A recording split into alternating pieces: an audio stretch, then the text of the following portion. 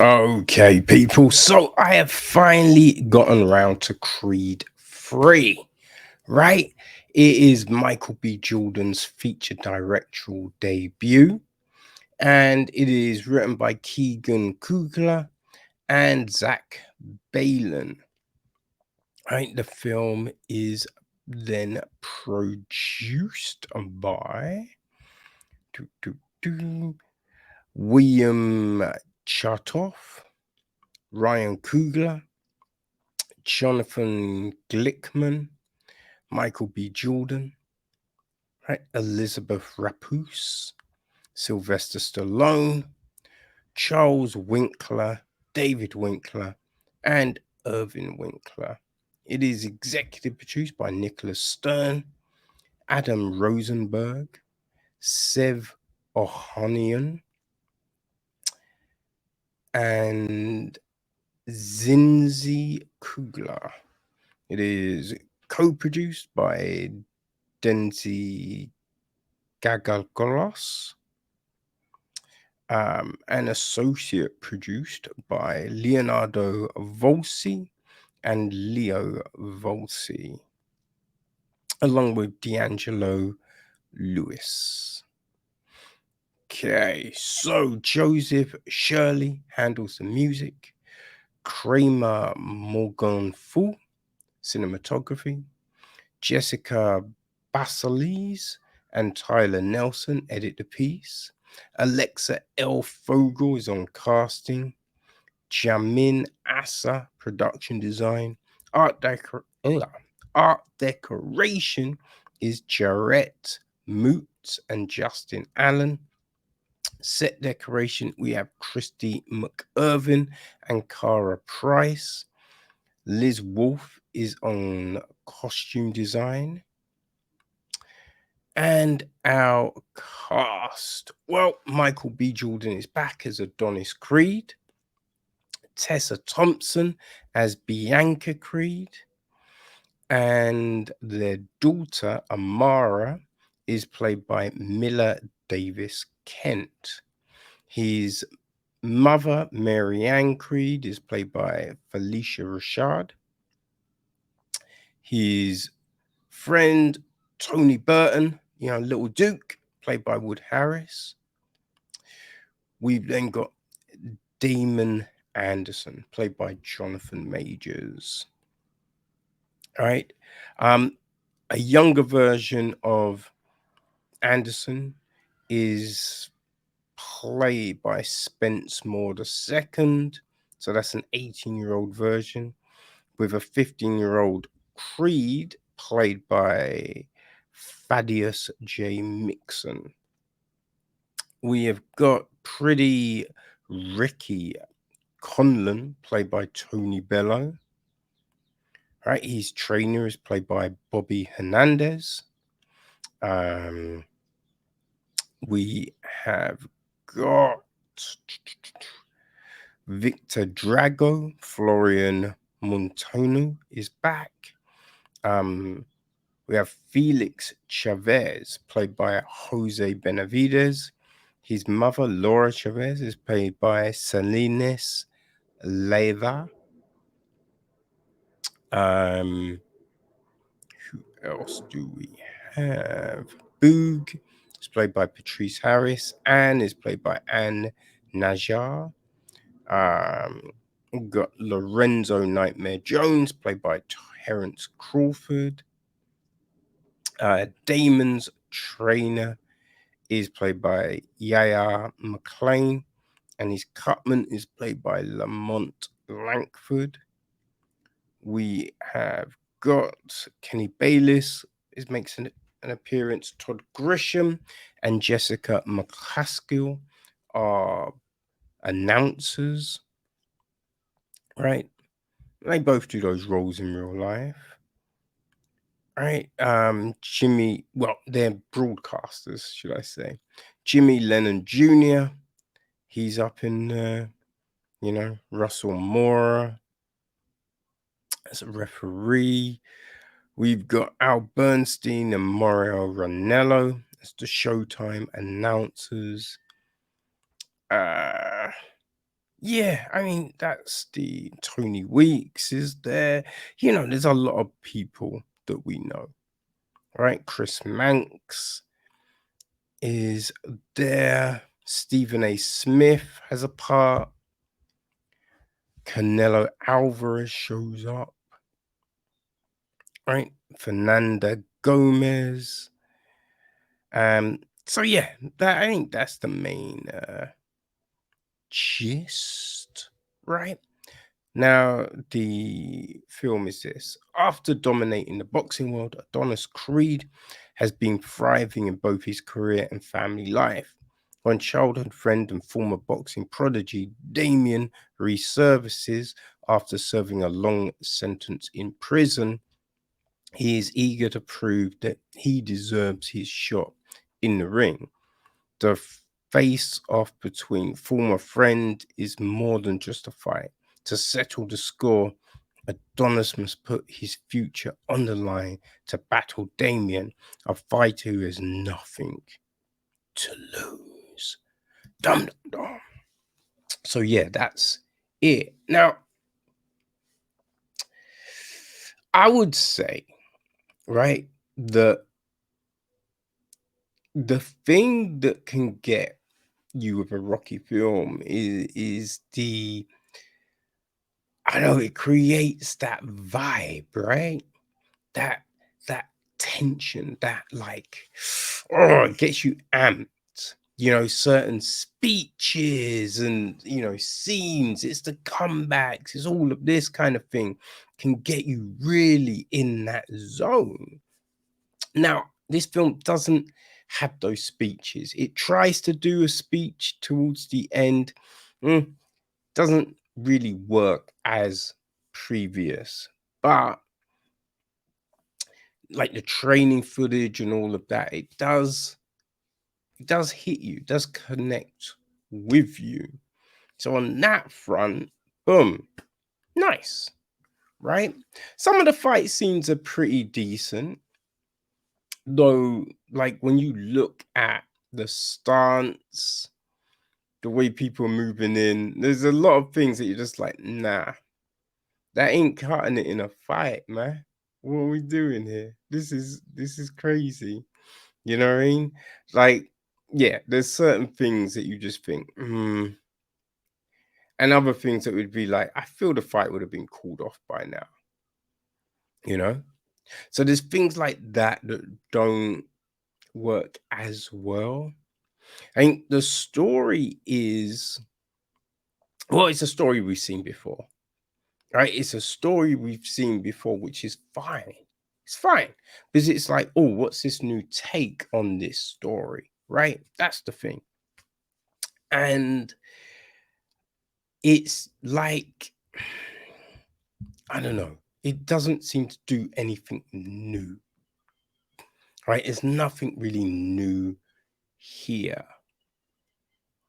And like, it's too predictable. You know exactly what's happening. Right? Even though you have these things and you're just like, this person should, like, they should be thinking differently at this point, right? You're not going to do that. They're too seasoned, too full for this shit, right? So you have those things, like in one of the boxing matches, right? You have a guy and he starts acting real rash and reckless, and you're just like, he's had too many fights to do that, right? And you kind of think, I'm sure there was a feud with a fighter where they didn't get on, right? So he's dealt with being heated. He's dealt with, like he wouldn't be where he is if he was as reckless as we're seeing. So it didn't really make sense, right? So that was like weird. And then you've just got, I think a problem for me was we're just seeing these weird relationships, relationships. Like, Adonis, he's been with Bianca all this time. But the way he reacts to her in this film, at one point, you're just like, wait, we went through some crazy shit in the second film, and we're doing this? Like, I'm not buying it. Right? And it never gets resolved, because then you do the thing, right? You do the thing that brings everyone back together. So nothing gets addressed, right? If we're doing this discovery, this exploration of relationships and everything like that, right? Like Adonis and Damian, you should show, right, the people learning to communicate, right? Learning to deal with certain issues and things like that.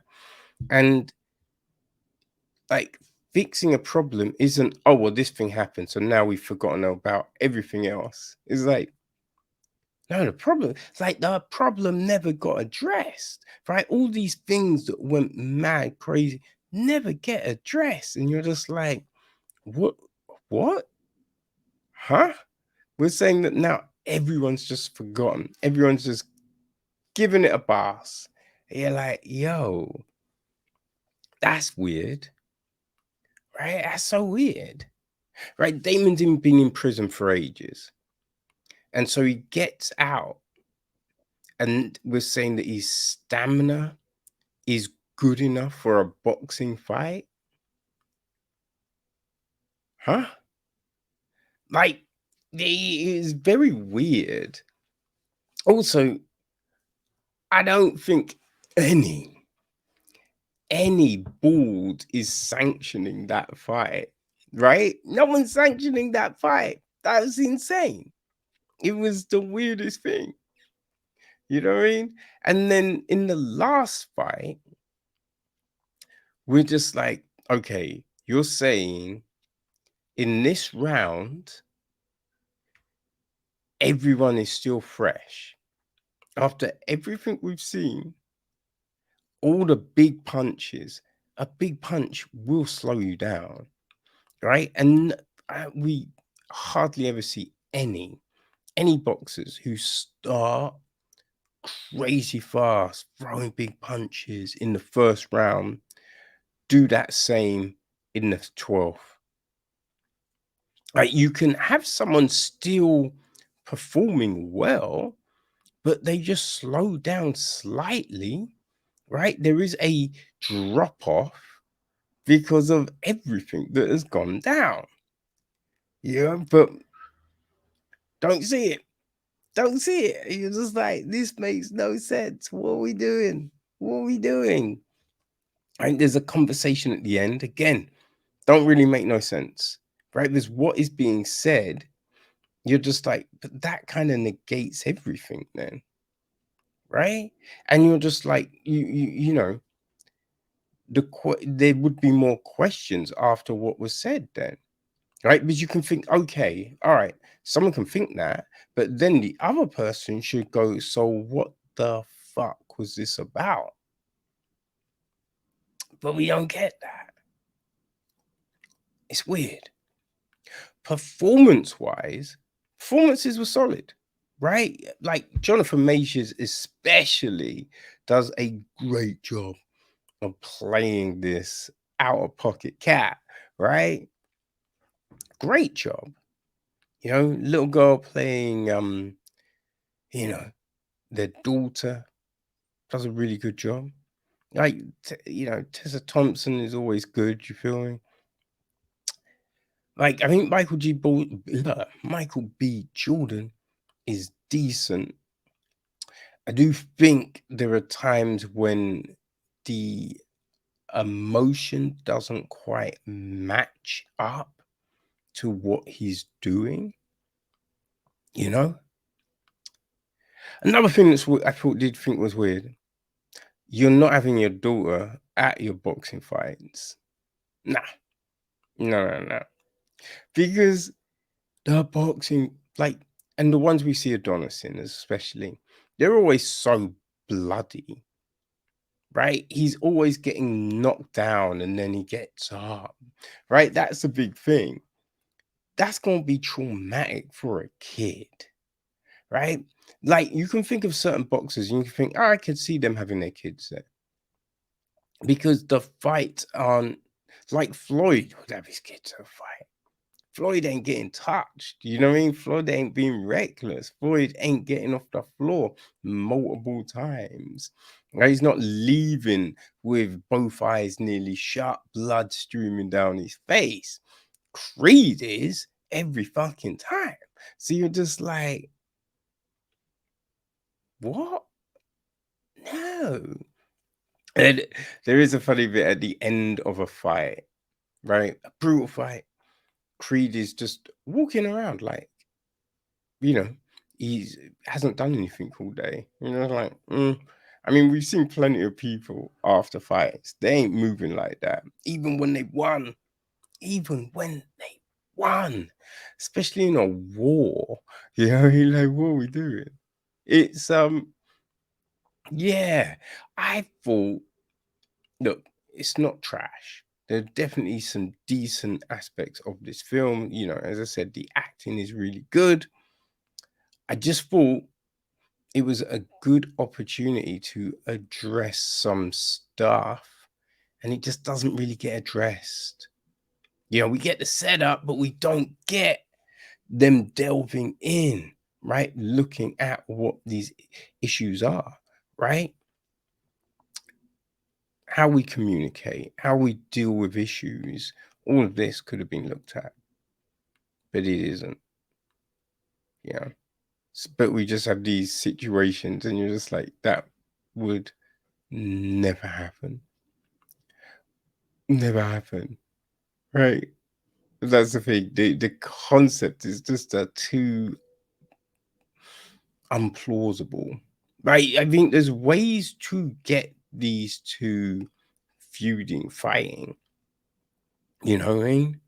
There's ways of doing it. It's like when you remember, was it Rocky Five, the Tommy Morrison one, when they do the street fight, right? You'd have to do something like that or some unlicensed bullshit. But yeah, for it to go the way you're just like, I'm not buying this, man. I'm not buying it. But yeah, I don't know, man. It was fine, right? It was fine, but like I just remember watching the first Creed and thinking, actually, I thought, I was concerned. I was worried it would be just shit, and I enjoyed it. I did really enjoy it. This, yeah, just doesn't really come close to that, unfortunately.